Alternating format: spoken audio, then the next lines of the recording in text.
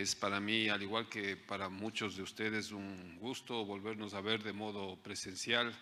Estábamos todos un poco aburridos de las cámaras, de los Zoom, y así que es muy grato el contacto humano nuevamente. Voy a hacerlo en 30 minutos, bien acotado. No hay muchas o grandes novedades en cuanto a guías, más allá de lo que ya estamos haciendo en la práctica clínica cada uno de nosotros. Estos son mis conflictos de interés mi hoja de ruta va a ser bastante sencilla. Vamos a hablar de guías principales, mencionando las guías americanas y las europeas, básicamente un par de acápites, y de ahí pasaré a dar más detalles siguiendo la pauta de la guía de la DHHS. Después vamos a mencionar algunos de los estudios de biterapia en pacientes naive, los principales, y un par de conclusiones, perdón.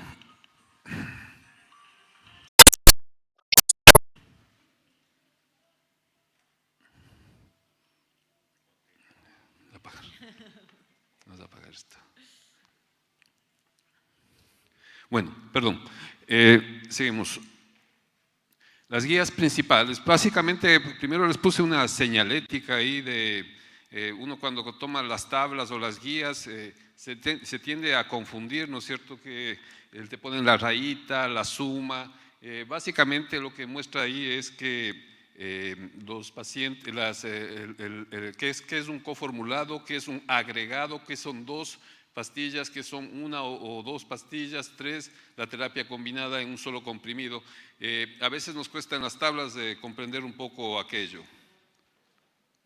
Existen, como ustedes ven, una amplia variedad de terapia antirretroviral en la actualidad, muchas opciones para el manejo, algunas familias más actualizadas que otras, y algunos medicamentos como los que ustedes ven en color púrpura que han dejado de ser utilizados, pero que algunos de los que estamos aquí en algún momento los llegamos a utilizar, como por ejemplo el caso del Indinavir, que es con lo que partimos hace ya muchos años realmente. ¿Qué es lo que hay ahora? ¿Qué posibilidades tenemos de terapia? Terapias súper cómodas, terapias que son con un comprimido al día. Aquí hay muchísima gente joven y muchos de ustedes no sabían o no conocían que al principio de la epidemia nosotros prescribíamos terapias con 13, 16, 18 fármacos al día a los pacientes. De modo tal que esos pacientes que tienen 15, 20 años de portación de la enfermedad realmente son unos sobrevivientes, no solo al VIH, sino también a la terapia antirretroviral que sostenían. Ahí están los diversos esquemas, ¿no es cierto?, con los que nosotros estamos disponiendo en la actualidad acá en Chile. Debe incorporarse posiblemente algunos otros más. Las guías clínicas principales mencionan en esta tabla los fármacos con los cuales uno debe partir. Tanto la DHHS, que es la más nueva, la IAS-USA y la EAX, dan un poco el mismo esquema principal de inicio de terapia antirretroviral, con esquemas en base a Biktarvy, a dolutegravir. En cada una de las guías, la diferencia la establece la guía de la EAX, en que todavía mantiene al raltegravir en primera línea cuando uno busca combinar inhibidores de integrasa con inhibidores nucleósidos de la transcriptasa reversa. Se agrega o aparece, ¿no es cierto?, la opción del uso de biterapia o terapia dual, como se estaba mencionando, con dolutegravir 3-TC en las dos guías, en la DHHS y en la IAS, y también en la EAX. Y la otra diferencia está marcada porque la EAS pone combinaciones que incluyen la doravirina. Fíjense ahí en los tres puntitos que tiene el dolutegravir 3-TC, ¿no es cierto? Hace excepciones sobre las que vamos a ir trabajando en el transcurso de la charla, ya lo fue adelantando un poco Carlos Pérez, en cuanto a en qué grupo de pacientes uno debe seleccionar esta terapia dual. Y las guías mencionan aquellos pacientes que tengan carga viral menos de 500.000, que no tengan VIH y que no tengan resistencia primaria a los elementos de esa terapia.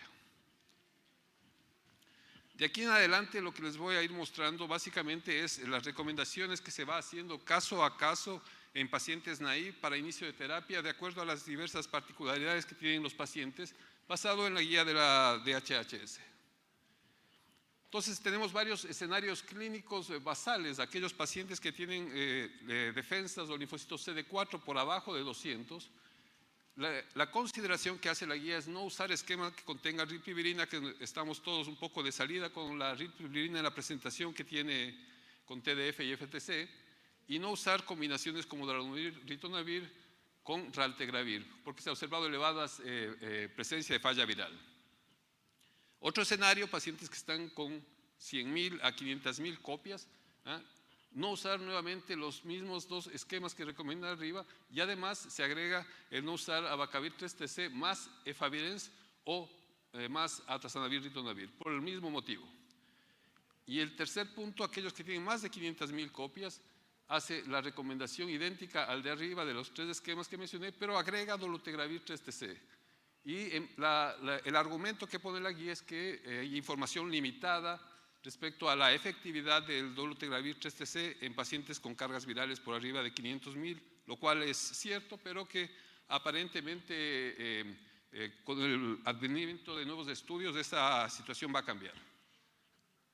Bueno, lo que todos sabemos de la HLA B5701 positivo, que no hay que prescribir asociado a abacavir, y pone esquemas de TAR que deben ser iniciados antes de que uno obtenga las pruebas de resistencia, que un poco es lo que nos pasa siempre. O sea, Pablo mencionaba el día de ayer que no se puede, que no se hacen, ¿no es cierto?, pruebas de resistencia primarias en la mayoría de los centros, y que debería hacerse porque se sospecha que tenemos un 10% de resistencia, pero la realidad es que no se hace y se parte sin ese elemento.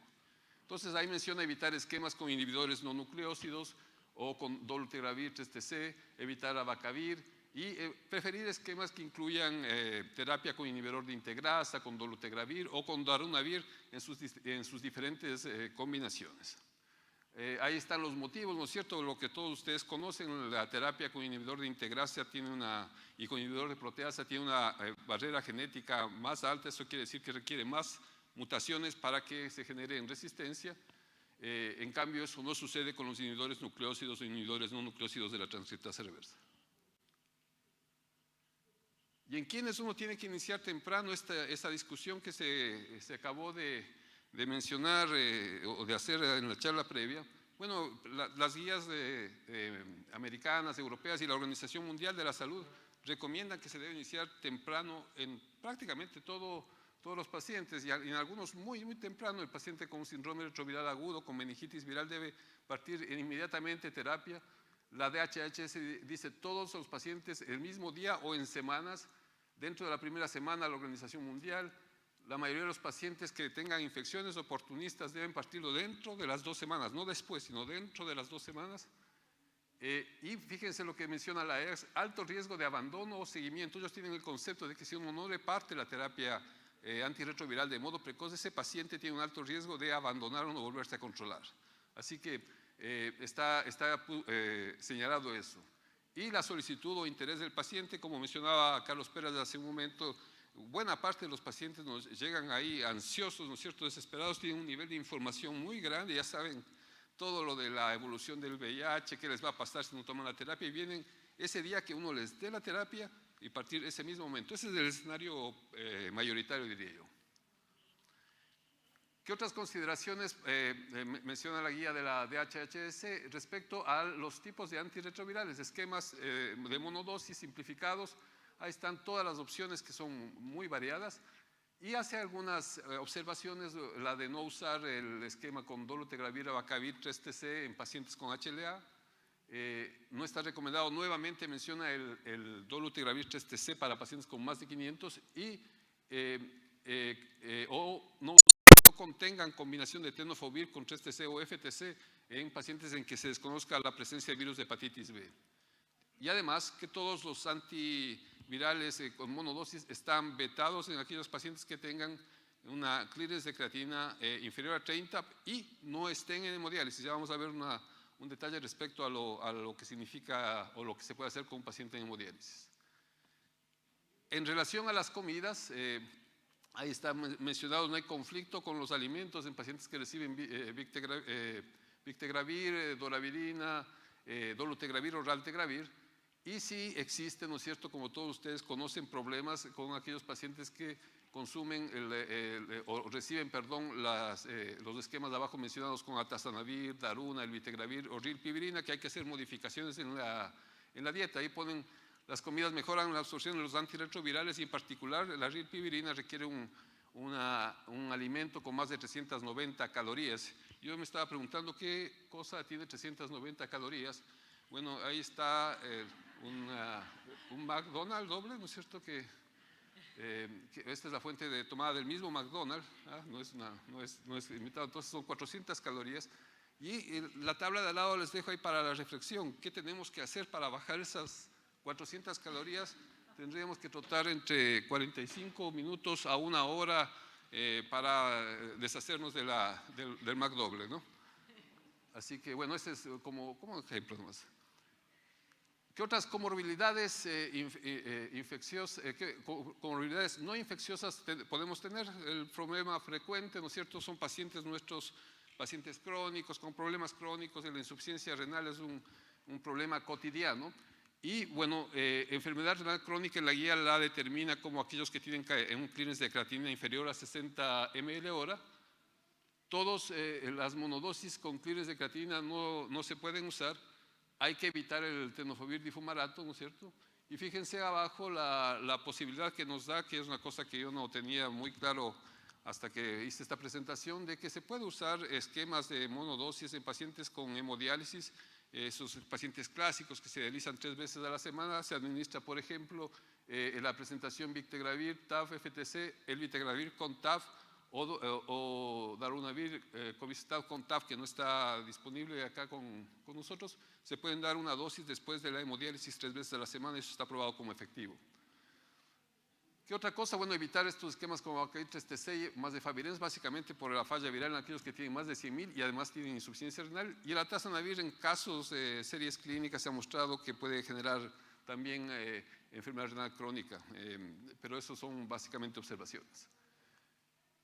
Opciones alternativas para cuando no se puede usar abacavir, tenofovir, alafenamida y difumarato en pacientes que tienen falla renal están escritas ahí. Ahí entra nuevamente el dolutegravir 3TC con la salvedad de que tiene que tener menos de 500.000. Esquemas con daruna, rito y 3TC o esquemas con daruna más raltegravir, pero bajo el contexto de paciente con poco virus y buenas defensas. Acordarse del cobicistat, ¿no es cierto?, estos efectos que tiene la secreción tubular de la creatinina, que puede elevar falsamente el valor de la creatinina, las muchas interacciones que tiene, sobre todo en pacientes que en algún momento necesiten, por ejemplo, drogas oncológicas, y el asunto del acompañamiento con alimentos. En enfermedad hepática hay varias observaciones de la guía. Aquellos pacientes que tengan un Child-A podrían, si requieren abacavir, por ejemplo, podrían optar a tomar presentación oral. Yo desconozco si hay presentación oral de abacavir realmente. Si tienen Child B o C, está contraindicado abacavir, TAF. La doravirina en Child C no está estudiada, y aquellos pacientes con Child C y falla hepática grave está prácticamente contraindicado todas las terapias. Yo creo que en ese escenario uno tiene que sentarse a conversar con el hepatólogo y ver qué se puede hacer. Ganancia de peso, va a conversarlo mañana nuevamente Carlos, pero advertir al paciente que con esquemas con dolutegravir, victegravir y TAF podría haber un incremento de peso, pero uno ya tiene la idea o el conocimiento con los diversos estudios que hay, que básicamente lo que hace el paciente es igualar el peso de la población, y como toda la población tiene sobrepeso o tiene obesidad, entonces simplemente vuelve al camino del que estamos yendo o caminando todos. Hay que hacer la salvedad de ver en gente que es en mujeres, en afrodescendientes y en hispanos, si es que parece que hubiera alguna predisposición un poco mayor. Y fíjense esta imagen un poco para meter en el pensamiento, ¿no es cierto? Cuando uno tiene un paciente con el LEAN HIV infected, es como la infección por VIH pura, sin ninguna influencia, y una persona con sobrepeso u obesidad comparten los mismos o muy parecidos fenómenos inflamatorios, de modo tal que en nuestros pacientes no se va a tratar solo de darle terapia antirretroviral y quedamos todos felices, sino que además de eso darle una educación de vida sana, porque le vamos a quitar el VIH, pero el hombre va a caminar hacia la obesidad, no por la terapia, ¿no es cierto? Y va a terminar a la larga con un mismo problema sin haber sido resuelto. Comorbilidades infecciosas en pacientes naive y con qué partir. Ahí está osteoporosis, evitar el tenofovir difumarato, enfermedad psiquiátrica, hay repercusiones del efavirenz y la rilpivirina, ¿no es cierto? Hay que ver los efectos, las interacciones medicamentosas, es muy importante. La demencia asociada al VIH, el efavirenz puede ser un factor confundente. El otro fenómeno, gente usuaria de opioides, el inicio de efavirenz puede gatillar privación en los pacientes en tratamiento con opioides, acordarse que reduce, por ejemplo, las concentraciones de metadona. Fenómenos cardiológicos, prolongación del intervalo QT con efavirenz rilpivirina, pacientes con alto riesgo cardíaco, esto se ve, se aplica en general a los pacientes que están que tienen un muy claro problema cardíaco muy establecido, ir retirando el abacavir. Hay una conformulación muy útil que todos usamos, que es la dolutegravir, abacavir 3C, que uno debería repensar en esos pacientes, ¿no es cierto? Pero es un tema muy polémico. Bueno, la hiperlipidemia, antirretrovirales asociados a hiperlipidemia, tenemos a inhibidores de proteasa, el cobicistar, ritonavir, efavirenz y el vitegravir. Y acordarse, el tenofovir difumarato se asocia a menores niveles de lípidos que el abacavir y el TAV. Esto es un poco para la reflexión del uso de efavirenz. No sé si es que se sigue partiendo en algún lado todavía con esquemas con efavirenz, pero lo que sí sé es que mantenemos pacientes que han partido con efavirenz en nuestra consulta o en el hospital.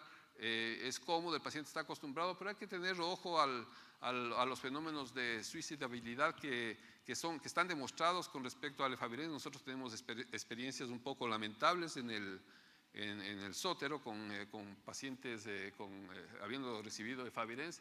En general, mi mensaje respecto a eso es que uno debe tratar de sacar el efavirenz de los esquemas, tratar de sacar a los pacientes que tienen efavirenz, porque se asocia a riesgo cardiovascular, a riesgo eléctrico cardíaco, se asocia a trastornos lipidémicos, se asocia a depresión, a suicidabilidad. Entonces uno, si puede eliminarlo, debería hacerlo. Coinfección con inicio de TAR, dos situaciones. Infección con virus de la hepatitis B, ¿no es cierto? Tiene que haber un esquema que incluya tenofovir con 3TC o FTC, y si es que hay contraindicación, uno tiene que agregar al FTC y al 3TC el entecavir, ¿no es cierto? Y además de aquello, darle un esquema que cumpla con el requisito de supresión viral. En tuberculosis, ¿no es cierto? Muy importante acordarse que el esquema con se debe ajustar el esquema con antirretrovirales, con IPs, con inhibidores de la integrasa o con la rilpivirina. Recordarse que las rifamicinas son inductores de las enzimas del sistema del citocromo y de la uridin transferasa, y esto significa que van a disminuir la concentración de los antirretrovirales. Y esa tablita en negro que les coloqué ahí abajo es por lo que se viene en el manejo de la tuberculosis, acá incluso en Chile, que está establecido que los regímenes que tengan 50 miligramos de dolutegravir pueden ser aplicados con estos nuevos tratamientos de la terapia de la tuberculosis latente con la isoniazida y rifampicina administrados una vez a la semana. No hay problema, no existe riesgo de resistencia o falla viral. ¿Y por qué es importante la TBC? Porque si ustedes se fijan, este es el informe de la Organización Mundial de la Salud respecto a los pacientes que están con tuberculosis y viven con VIH, que es la línea verde inferior, y aquellos pacientes que tienen tuberculosis y que viven con VIH, pero que no se conocen, que es la línea roja superior. Y hay una brecha de pacientes grande, hay un número importante de pacientes a los cuales en algún momento vamos a tener que darle terapia anti-TBC, ¿no es cierto?, y terapia antirretroviral, y es muy importante saber las interacciones con los medicamentos. Es un poco en cuanto en términos generales, en cuanto a las guías. Vamos a pasar rápidamente a mencionar 3 estudios del uso de biterapia en pacientes naive, que un poco respaldan lo que dicen las guías y también nos abre la luz a algunas posibilidades mayores. Está el famoso estudio Gemini, que ya tiene 3 publicaciones en la continuidad del tiempo. Es, como ustedes saben, un estudio que comparó dolutegravir más 3TC, no es el corformulado, sino 2 pastillas, dolutegravir 3TC más dolutegravir una pastilla y TDF, FTC, en un diseño 3B, son 2 estudios metidos en uno. Ahí mencionan los criterios de inclusión: pacientes mayores de 18, sin TAR previa, con carga viral inferior a 500 copias y que tenga un método contraceptivo, una rama 716, otra rama 717. Y el outcome primario era lograr carga viral menor de 50 a la semana 48 con un margen de no inferioridad de 10, que es bastante amplio por lo demás. Ahí está lo que se demostró, ¿no es cierto? Este estudio corresponde a la semana 96, a la publicación de la semana 96. Prácticamente absolutamente comparables, no hay inferioridad en cuanto a eficacia de supresión viral en ninguna de las 2 ramas. Y es el mismo estudio desglosado a la semana 48 y a la semana 96. De la semana 96 se ve en azul más oscuro y en rojo que sigue manteniendo no inferioridad, ¿no es cierto? Un poco pegado al límite.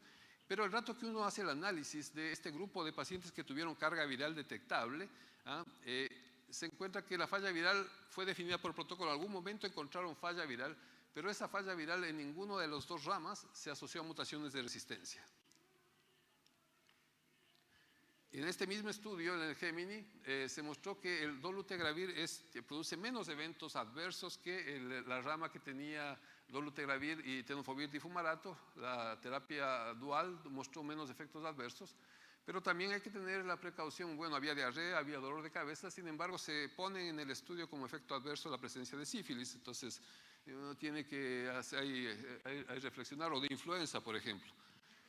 Pero importante, y eso me sirve para mencionarle lo que voy a hablar un poco más adelante, que sí hay eventos adversos que obligaron al retiro de la terapia, y a la cabeza de aquellos están los efectos neuropsiquiátricos.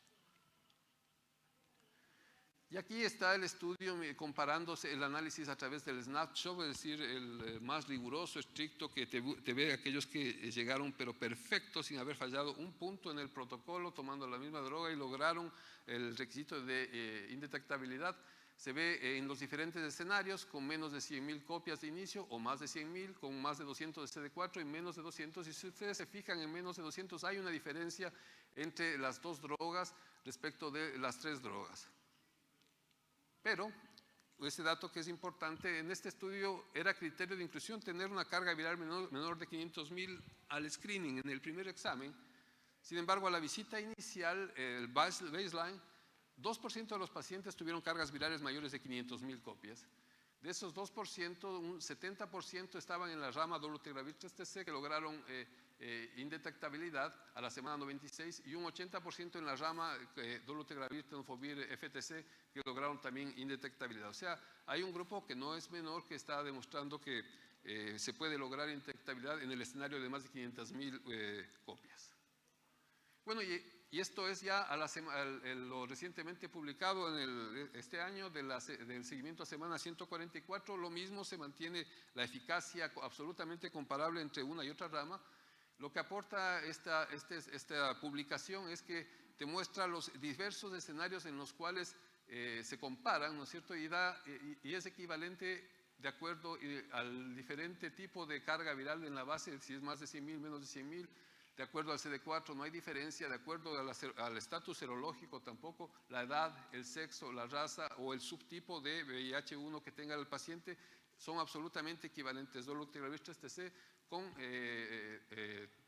dolutegravir, tenofovir difumarato y FTC.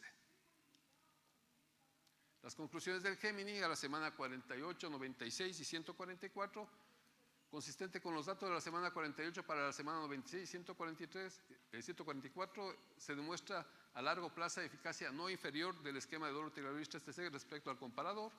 No existe riesgo incrementado de emergencia de resistencia del tratamiento y se respalda su uso para personas viviendo con VIH que tengan carga viral entre 1.000 y 500.000 copias, sin mutaciones de resistencia basales y que no tengan coinfección con VIH.